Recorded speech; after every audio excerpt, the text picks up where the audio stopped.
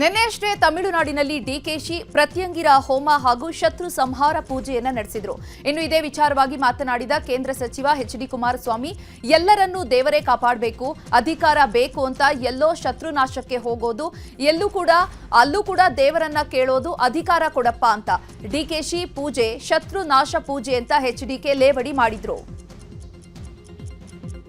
ಎಲ್ಲರನ್ನೂ ದೇವರೇ ಕಾಪಾಡಬೇಕು, ಅಧಿಕಾರ ಬೇಕು ಅಂತೇಳಿ ಅಲ್ಲೆಲ್ಲೋ ಶತ್ರುನಾಶಕ್ಕೆ ಹೋಗೋದು, ಅದು ದೇವ್ರು ಕೇಳೋದು, ಅಧಿಕಾರ ಕೊಡಪ್ಪ, ನನ್ನ ಶತ್ರುಗಳು ನಾಶ ಆಗಲಿ. ಇನ್ನು ಇವತ್ತು ಜನ ಲಕ್ಷಾಂತರ ಜನ ವೈಕುಂಠ ಏಕಾದಶಿನಲ್ಲಿ ಇವತ್ತು ವೈಕುಂಠದ ಬಾಗಿಲು ತೆಗಿತಾರೆ ಅಂತ ಹೇಳಿ ಒಂದು ಪ್ರತೀತಿ ಇದೆ. ಆ ದೇವ್ರಿಗೆ ಪ್ರಾರ್ಥನೆ ಮಾಡಿ ಒಳ್ಳೆ ನಮಗೆ ದಿನಗಳು ಕೊಡುವಂತಕ್ಕಂಥದ್ದು ಅಷ್ಟೇ ಅಲ್ಲ, ನಮಗೆ ಮುಂದಿನ ದಿನಗಳಲ್ಲಿ ಒಂದು ಒಳ್ಳೆಯ ಮುಕ್ತಿ ಕೊಡಪ್ಪ ಅಂತ ಕೇಳ್ತಾರೆ. ಎಲ್ಲರೂ ದೇವರೇ ಕಾಪಾಡಬೇಕು. ಇನ್ನು ಸರ್ಕಾರದ ವಿರುದ್ಧವೂ ಎಚ್.ಡಿ. ಕುಮಾರಸ್ವಾಮಿ ವಾಗ್ದಾಳಿ ನಡೆಸಿದ್ದಾರೆ. ಕಾಂಗ್ರೆಸ್ ಸರ್ಕಾರದಲ್ಲಿ ಪ್ರತಿಯೊಂದಕ್ಕೂ ಕೂಡ ರೇಟ್ ಕಾರ್ಡ್ ಫಿಕ್ಸ್ ಆಗಿದೆ. ಸಿದ್ದರಾಮಯ್ಯ ಸರ್ಕಾರದಲ್ಲಿ ಭ್ರಷ್ಟಾಚಾರ ಇದೆ. ಕಮಿಷನ್ ಆರೋಪಕ್ಕೆ ಹಂಗಾಮಿ ಅಧ್ಯಕ್ಷರು ಕೊಟ್ಟಿರುವಂತಹ ಹೇಳಿಕೆಗಿಂತ ಹೆಚ್ಚಿನ ಸಾಕ್ಷ್ಯ ಬೇಕಾ?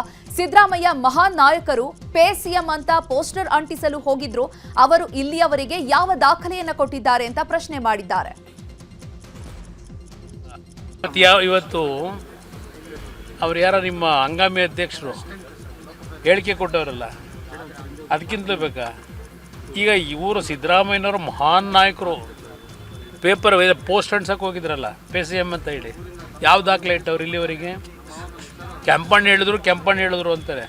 ಈ ಕಾಂಟ್ರಾಕ್ಟರ್ಗಳು ಹೇಳ್ತಾ ಇಲ್ವಾ? ಅದಕ್ಕಿಂತ ಸಾಕ್ಷಿ ಬೇಕಾ ಇವರಿಗೆ? ಅದರಿಂದ ಈ ಆಟ ಬಿಟ್ಟುಬಿಡಿ. ಇವತ್ತು ಇನ್ನು ಸಚಿವ ಕೃಷ್ಣ ಬೈರೇಗೌಡ ಬಗ್ಗೆಯೂ ವಾಗ್ದಾಳಿ ನಡೆಸಿದ ಎಚ್.ಡಿ.ಕೆ, ಕಂದಾಯ ಇಲಾಖೆ ಏನು ಸತ್ಯವಾಗಿ ನಡೀತಾ ಇದೆಯಾ? ಬೆಂಗಳೂರು ಎಸಿ ಪೋಸ್ಟ್ಗೆ ಎಷ್ಟು ದುಡ್ಡು ತಗೋತೀರಾ? ಆ ಹಣ ಯಾರ್ಯಾರಿಗೆ ಹೋಗುತ್ತೆ? ಏನೇನ್ ಮಾಡ್ತೀರಾ ನಮಗ್ ಗೊತ್ತಿಲ್ವಾ ಅಂತ ಕಂದಾಯ ಇಲಾಖೆಯಲ್ಲಿ ಅಕ್ರಮ ನಡೀತಾ ಇದೆ ಅಂತ ಎಚ್.ಡಿ.ಕೆ ಹೇಳಿದ್ರು.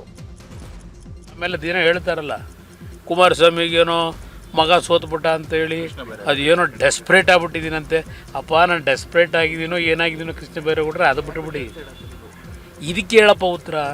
ಏನು ನಿಮ್ಮ ಇಲಾಖೆ ಯಾವುದು ಕಂದಾಯ ಇಲಾಖೆ ಏನು ಸ್ವಚ್ಛ ನಡೀತಾ ಇದೆಯಾ? ಬೆಂಗಳೂರು ಸಿಟಿ ಅಸಿಸ್ಟೆಂಟ್ ಕಮಿಷನರ್ಗೆ ಎಷ್ಟು ತಗೋತೀರಿ? ಎಷ್ಟು ಫಿಕ್ಸ್ ಮಾಡ್ಕೊಂಡಿದ್ದೀರಪ್ಪ? ಯಾರ್ಯಾರಿಗೆ ಹೋಗುತ್ತೆ? ಇಲ್ಲಿ ಅಧಿಕಾರ ನಡೆಸ್ಬೇಕಾದ್ರೆ ಪ್ರತಿಯೊಂದು ಮಾರಾಟಕ್ಕಿಡಲ್ಲ, ಪ್ರತಿಯೊಂದಕ್ಕೂ ಲೂಟಿ ಹೊಡ್ಕೊಂಡು ಕೂತಿರಲ್ಲ, ಆ ಕೆಲಸ ಮಾಡಿಲ್ಲ. ಹಾಗಂತೇಳಿ ಅಧಿಕಾರ ಇಟ್ಕೊಂಡು ಪ್ರತಿದಿನ ನಾವು ನಮ್ಮ ಸಹಿನ ಮಾರಾಟಕ್ಕೆ ಇಡೋಕ್ಕಾಗತ್ತಾ? ರಾಜ್ಯ ಬಿಜೆಪಿಯಲ್ಲಿ ಭಾರಿ ಬೆಳವಣಿಗೆ ನಡೀತಾ ಇದೆ. ಬೆಂಗಳೂರಿನಲ್ಲಿ ಬಿಜೆಪಿ ರಾಜ್ಯಾಧ್ಯಕ್ಷ ಬಿವೈ ವಿಜಯೇಂದ್ರ ನೇತೃತ್ವದಲ್ಲಿ ಇವತ್ತು ಪರಾಜಿತ ಅಭ್ಯರ್ಥಿಗಳ ಜೊತೆ ಸಭೆ ನಡೆಯಿತು. ಸಭೆಯಲ್ಲಿ ಮಾಜಿ ಸಿಎಂ ಬಿಎಸ್ ಯಡಿಯೂರಪ್ಪ, ಪರಿಷತ್ನ ವಿಪಕ್ಷ ನಾಯಕ ಛಲವಾದಿ ನಾರಾಯಣಸ್ವಾಮಿ ಸೇರಿದಂತೆ ಮಾಜಿ ಹಾಗೂ ಹಾಲಿ ಶಾಸಕರು ಹಾಗೂ ಸಂಸದರು ಈ ಒಂದು ಸಭೆಯಲ್ಲಿ ಭಾಗಿಯಾಗಿದ್ದರು. ಇನ್ನು ಸಭೆಯಲ್ಲಿ ಅನೇಕ ವಿಚಾರಗಳ ಕುರಿತು ಚರ್ಚೆಯಾಯಿತು. ಮಾಜಿ ಸಿಎಂ ಬಿಎಸ್ವೈ ಮಾತನಾಡಿ, ಮುಂದಿನ ವಾರದಿಂದ ನಾನು ರಾಜ್ಯದ ಪ್ರತಿಯೊಂದು ಜಿಲ್ಲೆಗೆ ಸಾರ್ವಜನಿಕ ಸಭೆ ಮಾಡ್ತೀನಿ. ಮುಂದಿನ ಗ್ರಾಮ ಪಂಚಾಯತ್ ಚುನಾವಣೆಗೆ ಸಂಬಂಧಪಟ್ಟಂತೆ ಕಾರ್ಯಕರ್ತರ ಸಭೆ ಮಾಡ್ತೇವೆ. ಪ್ರತಿ ಬೂತ್ ಮಟ್ಟದಲ್ಲಿ ಕಾರ್ಯಕರ್ತರನ್ನ ಒಗ್ಗೂಡಿಸುವ ಕೆಲಸವನ್ನು ಮಾಡ್ತೀವಿ. ಮುಂದಿನ ವಾರ ದಿನಕ್ಕೆ 2 ಜಿಲ್ಲೆಯಂತೆ ಪ್ರವಾಸ ಮಾಡ್ತೀನಿ ಅಂತ ಹೇಳಿದ್ರು. ಇನ್ನು ಬಿಜೆಪಿ ರಾಜ್ಯಾಧ್ಯಕ್ಷ ಬಿವೈ ವಿಜಯೇಂದ್ರ ಕೂಡ ಮಾತನಾಡಿ, ಮಾಜಿ ಶಾಸಕರು ಪರಾಜಿತ ಸಭೆ ನಡೆಸಿದ್ದೇವೆ. ನಾನು ಅಧ್ಯಕ್ಷನಾದ ಮೇಲೆ ಕೆಲಸದ ಒತ್ತಡ, ಬೇರೆ ಬೇರೆ ಕಾರಣಕ್ಕೆ ಸಭೆ ಮಾಡೋಕ್ಕಾಗಿರಲಿಲ್ಲ. ಎಲ್ಲವನ್ನ ವಿಶ್ವಾಸಕ್ಕೆ ತೆಗೆದುಕೊಂಡು ಜಿಲ್ಲಾ ಪಂಚಾಯಿತಿ, ತಾಲೂಕು ಪಂಚಾಯಿತಿ ಚುನಾವಣೆ ಎದುರಿಸಬೇಕು ಅಂತ ಚರ್ಚೆಯನ್ನ ಮಾಡಿದ್ದೇವೆ. ಸಣ್ಣ ಪುಟ್ಟ ಗೊಂದಲ, ವ್ಯತ್ಯಾಸಗಳು ಇದ್ದೇ ಇರುತ್ತೆ. ಅದೆಲ್ಲವನ್ನ ವರಿಷ್ಠರು ಗಮನಿಸುತ್ತಿದ್ದಾರೆ. ಬಿಎಸ್ವೈ ಸೇರಿ ಎಲ್ಲ ಹಿರಿಯರು ಮಾರ್ಗದರ್ಶನ ನೀಡಿದ್ದಾರೆ. ಪಕ್ಷವನ್ನ ಬಲಪಡಿಸಲು ನಾನು ಚರ್ಚೆಯನ್ನ ಮಾಡಿದ್ದೀನಿ ಅಂತ ಹೇಳಿದ್ರು. ಸಚಿವ ಪರಮೇಶ್ವರ್ ಕರೆದಿದ್ದ ಸಭೆ ಮುಂದೂಡಿಕೆಯಾಗಿರುವ ವಿಚಾರವಾಗಿ ಸಚಿವ ಪ್ರಿಯಾಂಕ್ ಖರ್ಗೆ ಮಾತನಾಡಿದ್ದಾರೆ. ಯಾರದ್ದೋ ತಪ್ಪಿಸೋಕೆ ಬ್ರೇಕ್ ಹಾಕಿಲ್ಲ, ಅಧಿಕೃತವಾಗಿಯೇ ಪರಂ ಊಟದ ಸಭೆಯನ್ನ ಕರೆದಿದ್ರು. ಸಮುದಾಯಗಳ ಬಗ್ಗೆ ಚರ್ಚೆ ಮಾಡಲು ಕರೆದಿದ್ರು. ಹಿಂದೆಯೂ ಕೂಡ ಮೀಸಲಾತಿ ವಿಚಾರವಾಗಿ ಚರ್ಚೆಯನ್ನ ಮಾಡಲಾಗಿತ್ತು. ರಣದೀಪ್ ಸಿಂಗ್ ಸುರ್ಜೇವಾಲಾ ಕೂಡ ಸಭೆಗೆ ಬರೋದಾಗಿ ಹೇಳಿದ್ದಾರೆ. ಹೀಗಾಗಿ ಸಭೆ ಮುಂದೂಡಿಕೆಯಾಗಿದೆ ಅಷ್ಟೇ ಅಂತ ಹೇಳಿದ್ರು. ಮಂಡ್ಯದ ಬಾಕನಕೆರೆ ಗ್ರಾಮಕ್ಕೆ ಆಗಮಿಸಿದ ಕೇಂದ್ರ ಸಚಿವ ಎಚ್.ಡಿ. ಕುಮಾರಸ್ವಾಮಿ ಕೆರೆಗೆ ಬಾಗಿನ ಅರ್ಪಿಸಿದ್ದಾರೆ. ದಶಕಗಳ ಬಳಿಕ ಈ ಕೆರೆ ಭರ್ತಿಯಾಗಿದೆ. ಬಾಗಿನಕ್ಕೂ ಮೊದಲು ಪೂಜಾ ಕೈಂಕರ್ಯದಲ್ಲಿ ಎಚ್.ಡಿ. ಕುಮಾರಸ್ವಾಮಿ ಭಾಗಿಯಾಗಿದ್ದರು. ಎಚ್ಡಿಕೆಗೆ ಮಾಜಿ ಸಚಿವ ಡಿಸಿ ತಮ್ಮಣ್ಣ ಹಾಗೆಯೇ ಸ್ಥಳೀಯ ಮುಖಂಡರು ಸಾಥ್ ನೀಡಿದರು.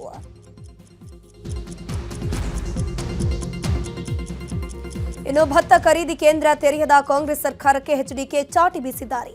ಸರ್ಕಾರ ಖರೀದಿ ಕೇಂದ್ರ ತೆರೆಯದೆ ಇನ್ನು ಗೋಣಿ ಚೀಲ ಖರೀದಿಸುತ್ತಿದೆ ಅಷ್ಟೇ ಅಂತ ವ್ಯಂಗ್ಯವಾಡಿದ್ರು.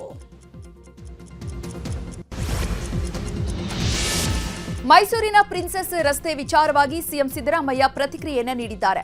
ಮೈಸೂರಿನಲ್ಲಿ ಮಾತನಾಡಿದ ಅವರು, ರಸ್ತೆಗೆ ನಾನು ನನ್ನ ಹೆಸರಿಡಿ ಅಂತ ಎಲ್ಲೂ ಹೇಳಿಲ್ಲ.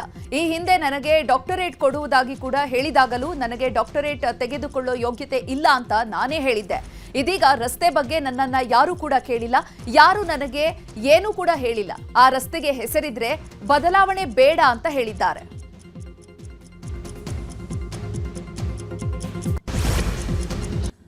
ಈಗ ನಕ್ಸಲರಿಗೆ ಸಂಬಂಧಪಟ್ಟಂತಹ ಸುದ್ದಿಗಳನ್ನು ನೋಡ್ತಾ ಹೋಗೋಣ. ನಕ್ಸಲರ ಶರಣಾಗತಿ ಬಳಿಕ ಅವರ ಬಳಿ ಇದ್ದಂತಹ ಶಸ್ತ್ರಾಸ್ತ್ರಗಳ ಬಗ್ಗೆ ಭಾರಿ ಚರ್ಚೆಯಾಗ್ತಿದೆ.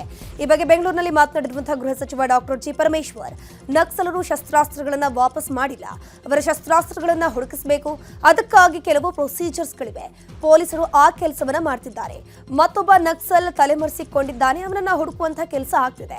ನಮಗೆ ಬಂದಿರೋ ಮಾಹಿತಿ ಪ್ರಕಾರ ಇವರೇ ಅವರನ್ನ ತಂಡದಿಂದ ಹೊರಗೆ ಹಾಕಿದ್ದಾರೆ. ಇನ್ನು ವಿಕ್ರಮ್ ಗೌಡ ಕುಟುಂಬಕ್ಕೆ ಪರಿಹಾರ ನೀಡೋ ಬಗ್ಗೆಯೂ ಯೋಚನೆ ಮಾಡ್ತೀವಿ ಅಂತ ಹೇಳಿದ್ರು. ನಕ್ಸಲ್ ಶರಣಾಗತಿ ಹಾಗೂ ಶಸ್ತ್ರಾಸ್ತ್ರಗಳನ್ನು ವಾಪಸ್ ನೀಡದ ವಿಚಾರಕ್ಕೆ ಸಂಬಂಧಪಟ್ಟಂತೆ ಮೈಸೂರಿನಲ್ಲಿ ಮಾತನಾಡಿರೋ ಸಿಎಂ ಸಿದ್ದರಾಮಯ್ಯ, ನಕ್ಸಲರ ವೆಪನ್ಸ್ ಮಹಜರು ಆಗಿದೆ. ಇನ್ನೊಬ್ಬ ನಕ್ಸಲ್ ಇದ್ದಾರೋ ಇಲ್ವೋ ಗೊತ್ತಿಲ್ಲ, ಶೃಂಗೇರಿಯಲ್ಲಿದ್ದಾರೆ ಅಂತ ನೀವೇ ಹೇಳ್ತಿದ್ದೀರಿ, ಆದ್ರೆ ಅವರಿಗೂ ಸಹ ಶರಣಾಗಿ ಅಂತ ಕೇಳಿದ್ದೇವೆ ಅಂತ ಅಂದ್ರು. ನಕ್ಸಲರ ಶರಣಾಗತಿ ಬಗ್ಗೆ ವಿಧಾನ ಪರಿಷತ್ ಸದಸ್ಯ ಸಿಟಿ ರವಿ ವಿಜಯಪುರದಲ್ಲಿ ರಿಯಾಕ್ಷನ್ ಅನ್ನು ಕೊಟ್ಟಿದ್ದಾರೆ. ನಕ್ಸಲರು ಸರ್ಕಾರಕ್ಕೆ ಶರಣಾಗಿದ್ದಾರಾ, ಸರ್ಕಾರವೇ ನಕ್ಸಲರಿಗೆ ಶರಣಾಗಿದೆಯೋ ಅನ್ನೋ ಗೊಂದಲ ಕಾಡ್ತಿದೆ. ಯಾವುದೇ ಆಯುಧಗಳು ಸರ್ಕಾರಕ್ಕೆ ಒಪ್ಪಿಸಿಲ್ಲ. ನನಗಿರೋ ಮಾಹಿತಿ ಪ್ರಕಾರ ಅವರ ಬಳಿ ಆಯುಧಗಳು ಇದ್ವು. ಸರ್ಕಾರಕ್ಕೆ ನಕ್ಸಲರು ಕಂಡೀಷನ್ ಹಾಕಿದ್ದಾರೆ. ಸಿದ್ದರಾಮಯ್ಯನವರು ಸಾಫ್ಟ್ವೇರ್ ಅನ್ನ ಅರ್ಬನ್ ನಕ್ಸಲರು ಡಿಟೆಕ್ಟ್ ಮಾಡ್ತಿದ್ದಾರೆ. ಸರ್ಕಾರ ನಕ್ಸಲರಿಗೆ ಶರಣಾಗಿಲ್ಲ ಎಂದಾದರೆ ನಕ್ಸಲರಿಗೆ ನೆರವು ಕೊಡ್ತಿದ್ದವರು ಯಾರು ಅನ್ನೋದನ್ನ ಪತ್ತೆ ಹಚ್ಚಬೇಕು, ಕಾನೂನು ಕ್ರಮ ಜರುಗಿಸಬೇಕು. ಹಾಗಾದ್ರೆ ಮಾತ್ರ ನಕ್ಸಲರು ಶರಣಾಗಿದ್ದಾರೆ ಅಂತ ಭಾವಿಸಬಹುದು ಅಂತ ಹೇಳಿದ್ದಾರೆ. ನಕ್ಸಲ್ ಸರೆಂಡರ್ ಮಾಡಿದ್ದು ಒಳ್ಳೆಯ ಕೆಲಸ ಅಂತ ನಿವೃತ್ತ ಐಪಿಎಸ್ ಅಧಿಕಾರಿ ಜ್ಯೋತಿ ಪ್ರಕಾಶ್ ಮಿರ್ಜಿ ಹೇಳಿದ್ದಾರೆ. ಧಾರವಾಡದಲ್ಲಿ ಮಾತನಾಡಿದ ಅವರು, ಇಂಟೆಲಿಜೆನ್ಸ್ ನಿಂಬಾಳ್ಕರ್ ಅವರು ಒಳ್ಳೆಯ ಕೆಲಸವನ್ನ ಮಾಡಿದ್ದಾರೆ, ಆದರೆ ಸಿಎಂ ಗೃಹ ಕಚೇರಿಯಲ್ಲಿ ಅವರನ್ನ ಸರೆಂಡರ್ ಮಾಡಿಸಿದ್ದು ಸರಿಯಲ್ಲ ಅಂತ ಅಭಿಪ್ರಾಯ ವ್ಯಕ್ತಪಡಿಸಿದ್ದಾರೆ. ನಕ್ಸಲ್ ವಿಕ್ರಮ್ ಗೌಡ ಶರಣಾಗತಿಗೂ ಯತ್ನವಾಗಿತ್ತ ಅನ್ನೋ ಅನುಮಾನಗೂಡಿದೆ. ಇತ್ತೀಚೆಗೆ ಎಎನ್ಎಫ್ನಿಂದ ಹತನಾಗಿದ್ದ ನಕ್ಸಲ್ ವಿಕ್ರಮ್ ಗೌಡ ಶರಣಾಗತಿಗೆ ಸರ್ಕಾರದ ಕಡೆಯಿಂದ ಪ್ರಯತ್ನ ನಡೆದಿತ್ತು ಅಂತ ಹೇಳಲಾಗ್ತಿದೆ. ಆದರೆ ನಾನು ಶರಣಾಗೋದೇ ಇಲ್ಲ ಅಂತ ನಕ್ಸಲ್ ವಿಕ್ರಮ್ ಗೌಡ ಹೇಳಿದ್ದಾನೆ ಎನ್ನಲಾಗ್ತಿದೆ. ಇದೀಗ ವಿಕ್ರಮ್ ಗೌಡ ಮಾತನಾಡಿದ್ದಾರೆ ಎನ್ನಲಾದ ಆಡಿಯೋ ಒಂದು ಸಾಮಾಜಿಕ ಜಾಲತಾಣದಲ್ಲಿ ಭಾರಿ ವೈರಲ್ ಆಗ್ತಿದೆ. ವೈರಲ್ ಆಗಿರುವಂತಹ ಆಡಿಯೋದಲ್ಲಿ, ನಾವು ರಾಜಿಗೆ ಹೋದ್ರೆ ಜನಕ್ಕೆ ಮೋಸ ಮಾಡದಂತೆ, ದುಡಿಯುವ ಜನರಿಗೆ ಮೋಸ ಮಾಡಿ ನಾವು ಹಣ ಮಾಡೋಕೆ ಹೊರಟಂತೆ ಆಗುತ್ತೆ, ನಮಗೆ ಲಕ್ಷ ಕೋಟಿ ಕೊಡ್ತೇನೆ ಅಂತ ಹೇಳ್ತಿದ್ದಾರೆ, ಆದ್ರೆ ನಾನು ರಾಜಿಗೆ ಒಪ್ಪಲ್ಲ ಅಂತ ವಿಕ್ರಮ್ ಗೌಡ ಹೇಳಿದ್ದಾನೆ ಎನ್ನಲಾಗ್ತಿದೆ. ಇನ್ನು ಶರಣಾಗೋಕೆ ಒಪ್ಪದಕ್ಕೆ ವಿಕ್ರಮ್ ಗೌಡ ಹತನಾದ್ನ ಅನ್ನೋ ಅನುಮಾನ ಕೂಡ ಕಾಡ್ತಿದೆ.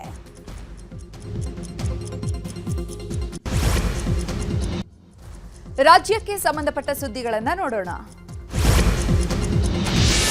ಬರೋಬ್ಬರಿ 6 ತಿಂಗಳ ಬಳಿಕ ನಟ ದರ್ಶನ್ ಪವಿತ್ರ ಗೌಡ ಮುಖಾಮುಖಿಯಾಗಿದ್ದಾರೆ. ಕೋರ್ಟ್ನಲ್ಲಿ ವಿಚಾರಣೆಗೆ ಹಾಜರಾಗಿದ್ದ ವೇಳೆ ನಟ ದರ್ಶನ್ ಹಾಗೂ ಪವಿತ್ರ ಗೌಡ ಮುಖಾಮುಖಿಯಾಗಿದ್ದು 6 ತಿಂಗಳ ಬಳಿಕ ಇಬ್ಬರ ಮಧ್ಯೆ ಮಾತುಕತೆ ನಡೆದಿದೆ. ಕೋರ್ಟ್ ಹಾಲ್ನಲ್ಲಿ ಇಬ್ಬರು ಮಾತನಾಡಿದ್ದು, ದರ್ಶನ್ ಪರಿಸ್ಥಿತಿ ಕಂಡು ಪವಿತ್ರ ಭಾವುಕರಾಗಿದ್ದಾರಂತೆ. ಈ ವೇಳೆ ಪವಿತ್ರ ಗೌಡ ಬೆನ್ನು ತಟ್ಟಿ ನಟ ದರ್ಶನ್ ಸಮಾಧಾನ ಪಡಿಸಿದ್ದಾರೆ ಎನ್ನಲಾಗ್ತಾ ಇದೆ. ಈ ವೇಳೆ ದರ್ಶನ್ ಆರೋಗ್ಯದ ಬಗ್ಗೆಯೂ ಪವಿತ್ರ ಗೌಡ ವಿಚಾರಿಸಿದ್ದಾರೆ. ಇನ್ನು ಸಿಸಿಎಚ್ 57ನೇ ಕೋರ್ಟ್ನಲ್ಲಿ ಚಾರ್ಜ್ ಫ್ರೇಮ್ಗೆ ದಿನಾಂಕ ನಿಗದಿಪಡಿಸಲು ವಿಚಾರಣೆಗೆ ಹಾಜರಾಗಲು ಆರೋಪಿಗಳಿಗೆ ಸೂಚಿಸಲಾಗಿತ್ತು. ಎಲ್ಲ ಆರೋಪಿಗಳು ಇಂದು ವಿಚಾರಣೆಗೆ ಹಾಜರಾಗಿದ್ರು. ವಿಚಾರಣೆ ನಡೆಸಿದ ನ್ಯಾಯಾಲಯ ಫೆಬ್ರವರಿ 25ಕ್ಕೆ ವಿಚಾರಣೆಯನ್ನ ಮುಂದೂಡಿದೆ. ಇನ್ನು ನಟ ದರ್ಶನ್ಗೆ ಮೈಸೂರಿಗೆ ತೆರಳಲು ಮತ್ತೆ ಕೋರ್ಟ್ ಅನುಮತಿಯನ್ನ ನೀಡಿದೆ. ಮತ್ತೆ 6 ದಿನಗಳ ಕಾಲ ಮೈಸೂರಿಗೆ ತೆರಳಲು 57ನೇ ಸೆಷನ್ಸ್ ಕೋರ್ಟ್ ಅನುಮತಿಯನ್ನ ನೀಡಿದೆ. ಪವಿತ್ರ ಗೌಡ ಕೂಡ ದೆಹಲಿ, ಮುಂಬೈಗೆ ತೆರಳಲು ಕೋರ್ಟ್ ಅನುಮತಿಯನ್ನ ನೀಡಿದೆ. ಪ್ರಜ್ವಲ್ ರೇವಣ್ಣ ವಿರುದ್ಧದ ಅತ್ಯಾಚಾರ ಪ್ರಕರಣದಲ್ಲಿ ತಮ್ಮ ವಿರುದ್ಧದ ಟೆಕ್ನಿಕಲ್ ಎವಿಡೆನ್ಸ್ ನೀಡಬೇಕು ಅಂತ ಪ್ರಜ್ವಲ್ ರೇವಣ್ಣ ಹೈಕೋರ್ಟ್ಗೆ ಮನವಿಯನ್ನ ಸಲ್ಲಿಕೆ ಮಾಡಿದ್ದಾರೆ. ಕೆಳಹಂತದ ನ್ಯಾಯಾಲಯದ ಮೂಲಕ ಎವಿಡೆನ್ಸ್ ನೀಡಬೇಕು ಅಂತ ಪ್ರಜ್ವಲ್ ಮನವಿಯನ್ನ ಸಲ್ಲಿಸಿದ್ದಾರೆ. ಅತ್ಯಾಚಾರ ನಡೆದಿರೋದು ಸತ್ಯ ಅಂತ ಎಫ್ಎಸ್ಎಲ್ ವರದಿ ನೀಡಿತ್ತು. ಇದೀಗ ವರದಿಗಳ ಮೇಲೆ ಅನುಮಾನ ಇದೆ. ಫೋಟೋ ಹಾಗೂ ವಿಡಿಯೋಗಳನ್ನು ನಮಗೆ ನೀಡಬೇಕು ಅಂತ ಪ್ರಜ್ವಲ್ ರೇವಣ್ಣ ಪರ ವಕೀಲರು ಮನವಿಯನ್ನ ಮಾಡಿದ್ದಾರೆ. ಇದೇ ವೇಳೆ ವಿಡಿಯೋಗಳನ್ನು ನೀಡಬಾರದು ಅಂತ ಎಸ್ಪಿಪಿ ಆಕ್ಷೇಪ ವ್ಯಕ್ತಪಡಿಸಿದ್ದು ಜನವರಿ 16ಕ್ಕೆ ವಿಚಾರಣೆಯನ್ನ ಮುಂದೂಡಲಾಗಿದೆ. ಪ್ರಧಾನಿ ನರೇಂದ್ರ ಮೋದಿ ತಮ್ಮ ಮೊದಲ ಪಾಡ್‌ಕಾಸ್ಟ್‌ನಲ್ಲಿ ರಾಜಕೀಯ ಮಾತ್ರವಲ್ಲದೆ ಖಾಸಗಿ ವಿಷಯಗಳು, ಕುಟುಂಬಸ್ಥರು, ಗೆಳೆಯರು ಹೀಗೆ ಹಲವಾರು ವಿಷಯಗಳನ್ನ ಮೆಲುಕು ಹಾಕಿದ್ದಾರೆ. ಕನ್ನಡಿಗ ಉದ್ಯಮಿ ನಿತಿನ್ ಕಾಮತ್ ಜೊತೆ ಸಂದರ್ಶನದಲ್ಲಿ ಮಾತನಾಡಿದ ಪ್ರಧಾನಿ ಮೋದಿ, ಗುಜರಾತ್ ಮುಖ್ಯಮಂತ್ರಿಯಾಗಿದ್ದಾಗ ಅವರ ಹಳೆಯ ಭಾಷಣಗಳ ಬಗ್ಗೆ ಕೇಳಿದಾಗ ನಾನು ಸೂಕ್ಷ್ಮವಲ್ಲದ ರೀತಿಯಲ್ಲಿ ಕೆಲವು ಬಾರಿ ಮಾತನಾಡಿದ್ದೇನೆ. ತಪ್ಪುಗಳು ಸಂಭವಿಸ್ತಾ ಇದೆ, ಯಾಕಂದ್ರೆ ನಾನು ಕೂಡ ಮನುಷ್ಯನೇ ಅಲ್ವಾ ಅಂತ, ದೇವರಲ್ಲ ಅಂತ ಹೇಳಿದ್ದಾರೆ. ದೇಶ ನಂಬರ್ 1 ಸ್ಥಾನಕ್ಕೆ ಬರಬೇಕಾದ್ರೆ 90 ಗಂಟೆ ಕೆಲಸ ಮಾಡಬೇಕು ಅಂತ L&T ಅಧ್ಯಕ್ಷ ಎಸ್.ಎನ್. ಸುಬ್ರಹ್ಮಣ್ಯನ್ ಹೇಳಿದ್ದಾರೆ. ಈ ಬಗ್ಗೆ ದೇಶದಾದ್ಯಂತ ಭಾರೀ ಟೀಕೆ ವ್ಯಕ್ತವಾಗ್ತಿದೆ. ಈ ಬಗ್ಗೆ ನಿನ್ನೆಯಷ್ಟೇ ನಟಿ ದೀಪಿಕಾ ಪಡುಕೋಣೆ ಕಳವಳ ವ್ಯಕ್ತಪಡಿಸಿದ್ರು. ಇದೀಗ ಆರ್ಪಿಜಿ ಸಮೂಹಗಳ ಅಧ್ಯಕ್ಷ ಹರ್ಷ್ ಗೋಯಂಕಾ ಕಳವಳವನ್ನು ವ್ಯಕ್ತಪಡಿಸಿದ್ದಾರೆ. ವಾರಕ್ಕೆ 90 ಗಂಟೆಗಳು, ಅವರ ಬದಲು ಸಂಡೇಗಳನ್ನ ಅಥವಾ ಸಂಡೇ ಆಫ್ಗಳನ್ನ ಎಂದೇಕೆ ಮರುನಾಮಕರಣ ಮಾಡಬಾರ್ದು, ರಜೆ ದಿನಗಳನ್ನ ಪೌರಾಣಿಕ ಪರಿಕಲ್ಪನೆಯಾಗಿ ಮಾಡಬಿಡಿ ಅಂತ ಕುಟುಕಿದ್ದಾರೆ. ಮಹಾಕುಂಭಮೇಳಕ್ಕೆ ಬರುವವರಿಗೆ ಕೇವಲ 9 ರೂಪಾಯಿಗೆ ಫುಲ್ ಊಟ ನೀಡುವಂತಹ ಮಾಕಿ ರಸೋಯಿ ಎಂಬ ಸಮುದಾಯ ಅಡುಗೆ ಮನೆಯನ್ನ ಉತ್ತರ ಪ್ರದೇಶ ಸಿಎಂ ಯೋಗಿ ಆದಿತ್ಯನಾಥ್ ಉದ್ಘಾಟಿಸಿದ್ದಾರೆ.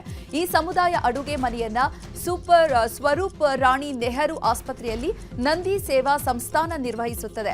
ಆರ್ಥಿಕವಾಗಿ ದುರ್ಬಲ ವರ್ಗದ ಜನರನ್ನ ಬೆಂಬಲಿಸಲು ಉತ್ತರ ಪ್ರದೇಶ ಸರ್ಕಾರ ಈ ಯೋಜನೆಯನ್ನ ಘೋಷಿಸಿದೆ. ಜನರು ಕೇವಲ 9 ರೂಪಾಯಿಗೆ ದಾಲ್, 4 ರೊಟ್ಟಿ, ತರಕಾರಿ, ಅನ್ನ, ಸಲಾಡ್ ಮತ್ತು ಸಿಹಿ ತಿಂಡಿಯನ್ನ ತಿನ್ನಬಹುದಾಗಿದೆ.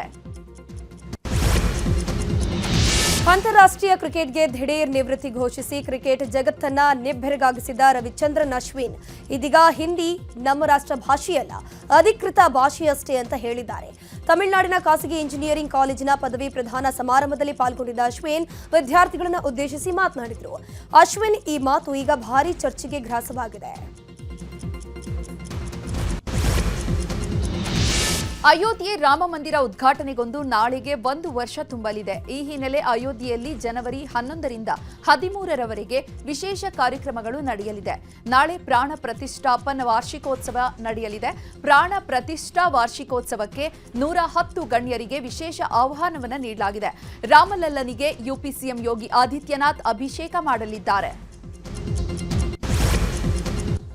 ಈಗ ವಿದೇಶಿ ಸುದ್ದಿಗಳನ್ನು ಒಂದೊಂದಾಗಿ ನೋಡ್ತಾ ಹೋಗೋಣ. ಲಾಸ್ ಏಂಜಲೀಸ್ನಲ್ಲಿ ಸಂಭವಿಸಿರೋ ಕಾಡ್ಗಿಚ್ಚು ಅಲ್ಲೋಲ ಕಲ್ಲೋಲವನ್ನೇ ಸೃಷ್ಟಿ ಮಾಡಿದೆ. ಈವರೆಗೆ 10 ಮಂದಿ ಸಾವನ್ನಪ್ಪಿದ್ದು 17,500 ಎಕರೆ ನಗರ ಪ್ರದೇಶ ನಾಶವಾಗಿದೆ. ಜೊತೆಗೆ 9,000 ಮನೆಗಳು ಸುಟ್ಟು ಭಸ್ಮವಾಗಿದ್ದು 1,30,000 ಮಂದಿ ಸಂತ್ರಸ್ತರಾಗಿದ್ದಾರೆ. ಕೊರೋನಾ HMP ವೈರಸ್ ಬಳಿಕ ಇದೀಗ ಚೀನಾದಲ್ಲಿ ಮತ್ತೊಂದು ಸಾಂಕ್ರಾಮಿಕ ರೋಗದ ಆತಂಕ ಶುರುವಾಗಿದೆ. ಚೀನಾದ ರೋಗ ನಿಯಂತ್ರಣ ಮತ್ತು ತಡೆಗಟ್ಟುವಿಕೆ ಕೇಂದ್ರವು ಮಂಕಿ ಫಾಕ್ಸ್ನ ಹೊಸ ರೂಪಾಂತರ ತಳಿಯನ್ನ ಪತ್ತೆ ಹಚ್ಚಿದ್ದಾಗಿ ಹೇಳಿಕೊಂಡಿದೆ.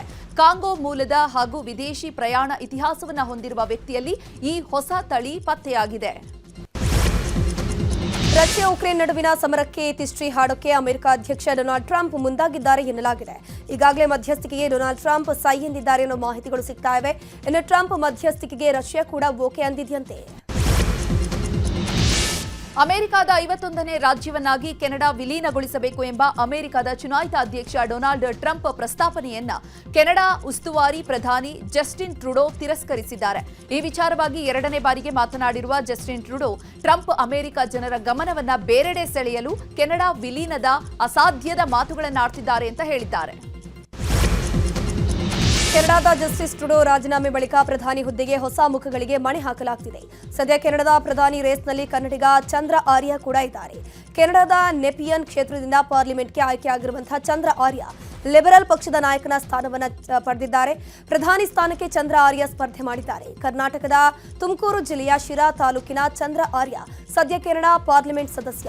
ಕೆನಡಾದ ಮುಂದಿನ ಪ್ರಧಾನಿಯಾಗುವ ಮೂಲಕ ದೇಶದ ಪುನರ್ ನಿರ್ಮಾಣ ಮತ್ತು ಸಮೃದ್ಧಿಯ ಕಡೆಗೆ ಕೆಲಸ ಮಾಡೋಕೆ ಬಯಸ್ತೇನೆ ಅಂತ ಎಕ್ಸ್ನಲ್ಲಿ ಚಂದ್ರ ಆರ್ಯ ಅವರು ಪೋಸ್ಟ್ ಮಾಡಿದ್ದಾರೆ.